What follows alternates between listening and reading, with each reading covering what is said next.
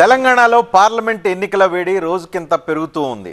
పూటకో అంశం ఎన్నికల ఎజెండాతో చేరుతూ పార్టీల మధ్య మాటల యుద్ధానికి కారణమవుతుంది. ఒకవైపు కరువు మీద కయ్యం, మరోవైపు మతం పేరిట మాటల మంటలు. అది చల్లారక ముందే సర్కార్ కూల్చివేతలపై సవాళ్లు, ప్రతి సవాళ్లు అంతా కలిపి తెలంగాణ రాజకీయం ఇప్పుడు అగ్నిగుండాన్ని తలపిస్తోంది. పెరుగుతున్న వేసవి తాపానికి తోడు సెగలగక్కుతున్న పొలిటికల్ పొగ జనాల్ని ఉక్కిరిబిక్కిరి చేసేస్తోంది. అసలు ప్రధానంగా ఈ రాజకీయ పార్టీల మధ్య జరుగుతున్న మాటల యుద్ధానికి సంబంధించిన కొన్ని కీలక అంశాలను చూద్దాం. మొదటగా చూస్తే కేసీఆర్ చెప్తూ ఉన్నారు, వచ్చిన కరువు కాంగ్రెస్ వల్ల వచ్చింది, కాంగ్రెస్ తెచ్చిన కరువుగా కేసీఆర్ అభివర్ణిస్తున్నారు. అయితే రేవంత్ రెడ్డి దానికి ధీటుగా సమాధానం చెప్తున్నారు. ఈరోజు మధ్యాహ్నం మేము వచ్చిందెప్పుడు, కరువు తెచ్చిందెప్పుడు అనేది రేవంత్ రెడ్డి సూటిగా కౌంటర్ ఆన్సర్. కాదు, అసమర్థ కాంగ్రెస్ ప్రభుత్వం తెచ్చిన కరువు. ఇలా ఈ పంటలు ఎండడానికి కారణం మీరు, కరెంటు లో వోల్టేజ్ సప్లై చేయడానికి కారణం మీరు. మీకన్నా జస్ట్ బిఫోర్ 8-8.5 ఏళ్ళు మేము ఇచ్చినాం పవర్, అద్భుతంగా ఇచ్చినాం. మీరు ఇయ్యలేకపోతున్నారంటే మీరు అసమర్థలే కదా, మీరు శాతగాని వాళ్ళే కదా. సింపుల్ కదా, దాంట్లో ఏమి పెద్ద సంస్కృతం ఉందా? అర్థం చేసుకోవడానికి ఏమైనా పెద్ద రాకెట్ సైన్స్ ఉందా? 8 ఏళ్ళు వచ్చిన కరెంటు ఏకదం ఎందుకు మాయమైందండి?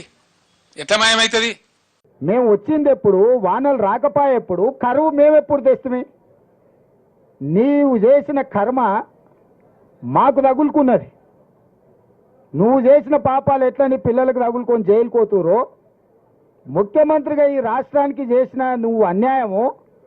ఆ వానకాలంలో వానలు పడకపోవడం వల్ల, 23లో వానలు పడకపోవడం వల్ల 24లో కరువు వచ్చింది. ఇదిలా ఉంటే దేవుడి చుట్టూ కూడా రాజకీయం జరుగుతుంది తెలంగాణలో. దేవుడి పేరు మీద ఓట్లు అడగటం, చాలీసా, హనుమాన్ చాలీసా మాకు వచ్చు అని అంటూ హరీష్ రావు నిన్న హనుమాన్ చాలీసా పఠించారు.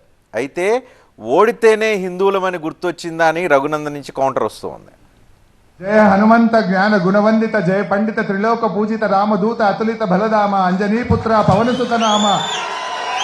మొత్తం హనుమాన్ చాలీసా ఒక 2 నిమిషాలు చదవగలుగుతాను. పొద్దున్న లేస్తే హనుమాన్ చాలీసా చదవండి, పూజ చేయండి, మనం పోం. కానీ బీజేపీ వాళ్ళు ఏం మాట్లాడతారంటే మేమే ఏదో పూజ చేస్తాం. దేవుడు అందరి వాడు. కానీ లక్ష్మీ నరసింహస్వామి బీజేపీ వాళ్ళకు లక్ష్మీ నరసింహస్వామి, కాంగ్రెస్ వాళ్ళకు లక్ష్మీ నరసింహస్వామి, బీఎస్పీకి లక్ష్మీ నరసింహస్వామి, బీఆర్ఎస్కు లక్ష్మీ నరసింహస్వామి, అందరి వాడు. దేవుడిని మనం రాజకీయాలకు వాడుకోలే. దేవుడు అందరి వాడిగా ఉండాలని కోరుకున్నాం.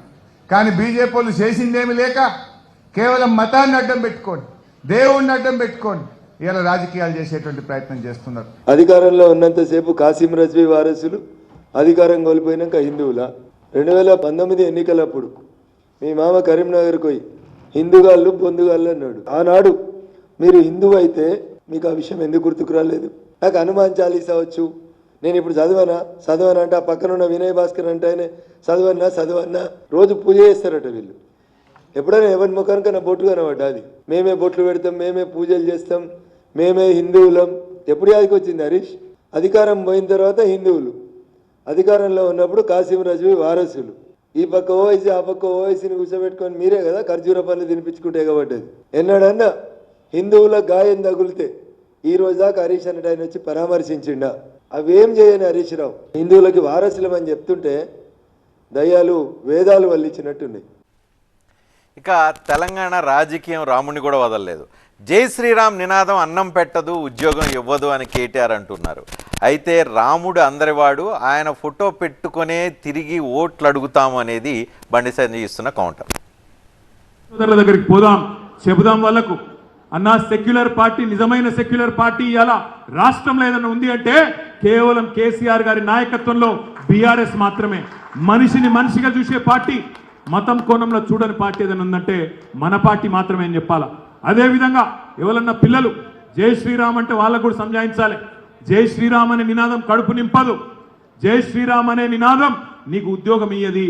ఉద్వేగాలు కాదు, ఉద్యోగాలు కావాలి, కొట్లాడేటోళ్ళు కావాలి, మీకోసం మాట్లాడేటోళ్ళు కావాలి పార్లమెంట్లో అనే మాట పిల్లలకు కూడా సంజాయించుకోవాల్సిన బాధ్యత మన మీదనే ఉన్నది.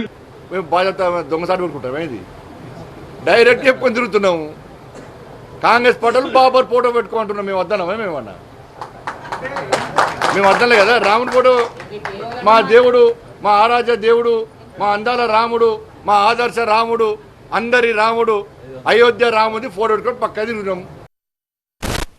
సో ఇక రాముడి వివాదం, దేవుడి నినాదం, ఇంకా అన్ని రకాల వివాదాలు ఇప్పుడు తెలంగాణ ఎన్నికల్లో చుట్టుముడుతున్న పరిస్థితి కనిపిస్తుంది. ఇక బీటాక్స్ గురించి, ప్రభుత్వం ఎవరు కూలుస్తారు, షిండేలు ఎవరు అవుతారు, ఇలాంటి నినాదాలు కూడా మనకి తెలంగాణలో రోజువారీ విమర్శల జడివాన మనకి తెలంగాణలో కనిపిస్తుంది. ఈ అంశాలు